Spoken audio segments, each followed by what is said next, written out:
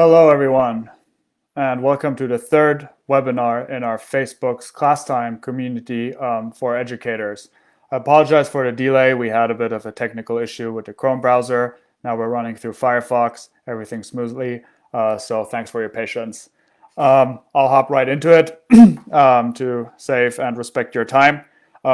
First of all, just a quick reminder that we do have a special offer for distance learning for a free school upgrade. So when you go on classtime.com, click on this banner up here and share this with your school leadership or fill it out yourself and get in touch with us and see what we can do to upgrade your current free or premium license to the school license that comes with additional features specifically for organizations such as shared folders. So just go on our website and click on the banner above. Jumping straight into the questions from our community. We got some questions, so I really appreciate you reaching out and sending your questions. The first question from Scott Houston in California asking about if there are going to be new types of questions on Classtime anytime soon. So the answer here is that we don't have any concrete plans of developing new questions at this point in time. However, we do get a lot of feedback from teachers all over the world for different questions. And we carefully look at them and think about, what is the next type of question we want to develop? Because yes, we do want to add more question types, right? So runner-ups are fill in the gap question types, a drag and drop to match, and also typable tables where students can type answers into tables. So we have, the basic form of these question types already implemented in Classtime. So it seems very realistic that we will be able to improve and add new question types in the foreseeable future. But right now, we are not working on new question types, but focusing on other aspects of the application. But thank you for the great question and push that we will gladly take up again with our product team. The second question we got is, can I edit questions from other teachers or the public library? So the answer here is yes, you can edit any type of question that you get within Classtime. Let me show you right now. So you might be going into the public library and you might find something that you like. Let's do it like here.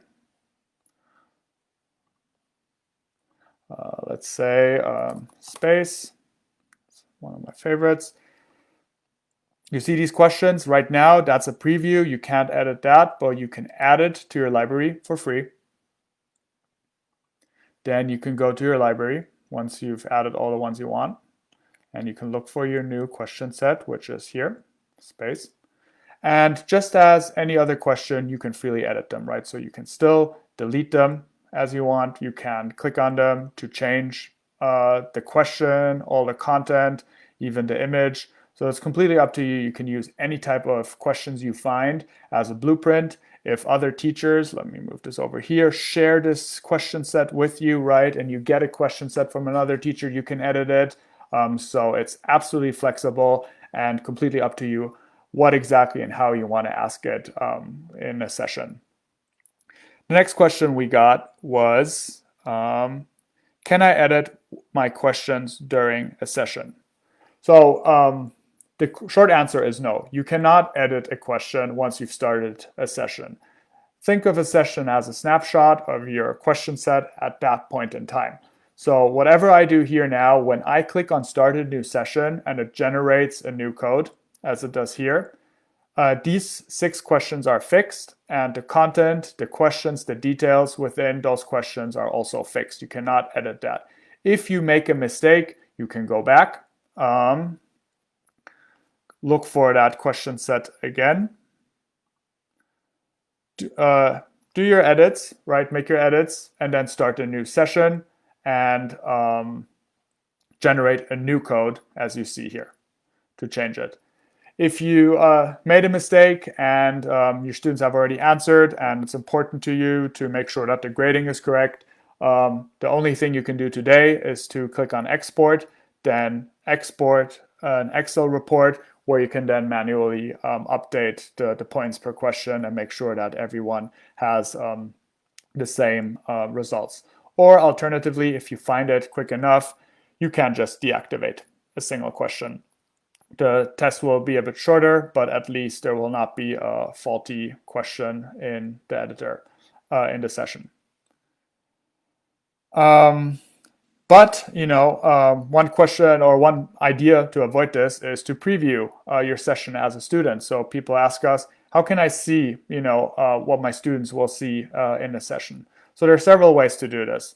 Since we're already in the session dashboard, one of the easiest way to do it is to just so you can always look at your questions here by clicking on the icons and seeing exactly what you've asked for, right? So that is always available. But if you want to see exactly what students see, you have two options. One is you just join yourself as a student, right? So you can just copy this link, open a new tab, join yourself,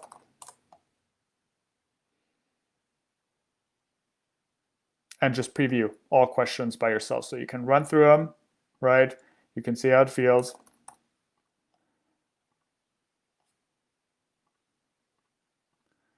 And just make sure that the questions are what you've expected to see for students. A lot of teachers also open and join as a student when they screen share it with their students during distance learning or project it on a classroom wall when it's in the classroom. But you're absolutely able to join yourself as a student with a nickname as a teacher, or even join with your own Google, Microsoft, or Clever account. That's no problem. If you're worried about then having your own name there, no problem. You can just remove yourself as a student after the lesson and you're out, and only your own students will be visible on the session. The second option you have is while you're actually creating the questions, we can go back to space, is here, the preview link. So this is a special type of preview. This is meant for your preview, obviously, where you can just click on this. This will open a new tab. It won't ask for any information. You can just jump straight in and experience the session as you see here. And then you can test it. You can still restart it. And make sure that everything is exactly how you want it. And you can also use that preview link to project it with your students. Important point about this is that this does not create a session. So this data, what you're answering here, is not stored for your class.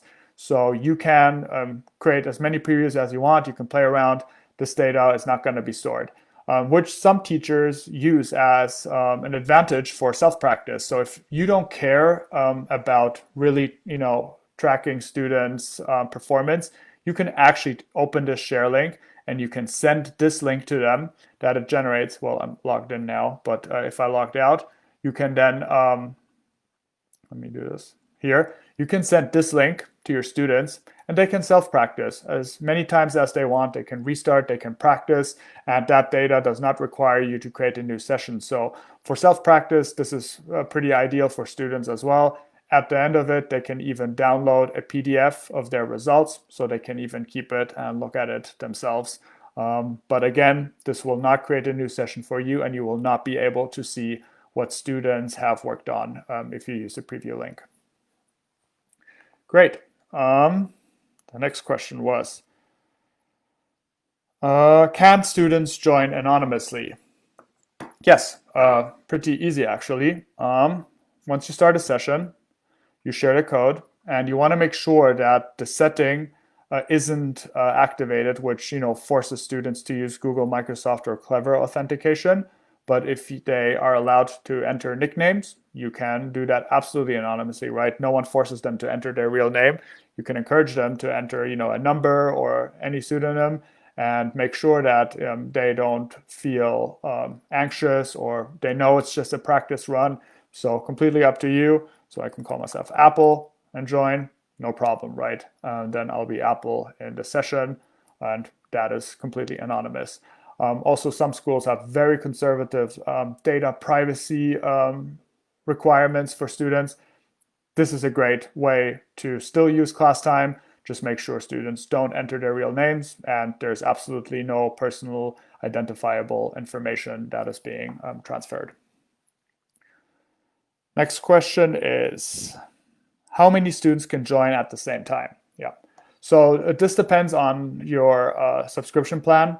On the free model, you can have up to 40 students at the same time. So this should cover pretty much every K through 12 classroom.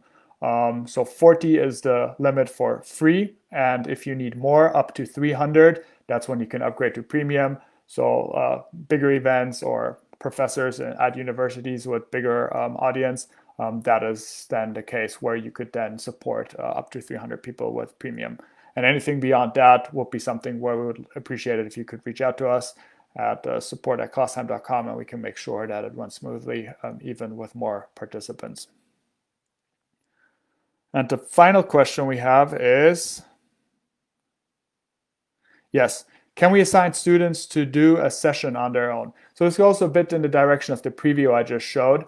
The preview is not tracked, as I said, but even a session they can do on their own, right? So you would create a new session like I did here, and then you share the link with a URL, and you send it via email, whatever communication platform you use, or you just let them know about the code.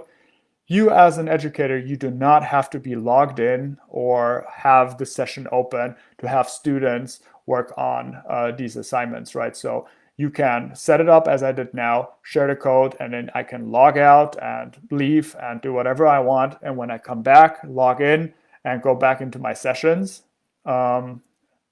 here and go back into the session I created. All my students will appear and I'll see exactly who worked on it and how well they did at their own time. So this is not something where you need to be online. It does not have to be a live session to work. So you have full flexibility on that end. Great. I think those were the questions for this week. I apologize again for the late start.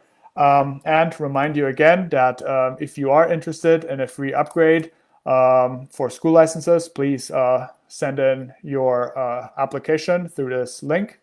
And of course, if you have any questions, feel free to send them or add them in the comments for next week's webinar, where we'll be addressing your questions then. Thanks a lot, and talk to you soon again.